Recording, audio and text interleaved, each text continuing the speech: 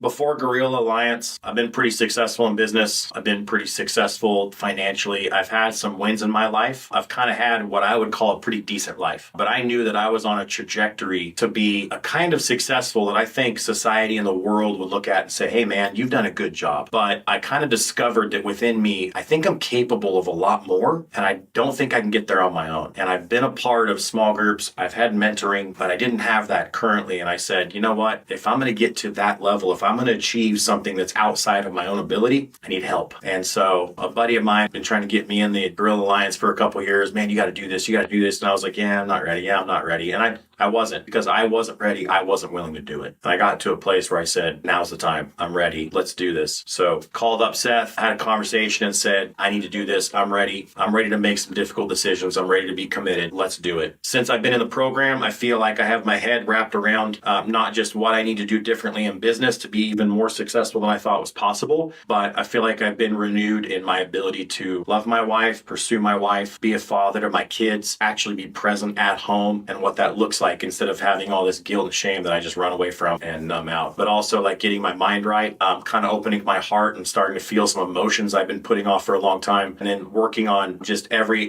part of my existence of the core four and figuring out how do I have it all? How do I get every category maxing out and level as possible? So it's been a big part of my growth and my change, and now I feel like I'm on a completely different trajectory.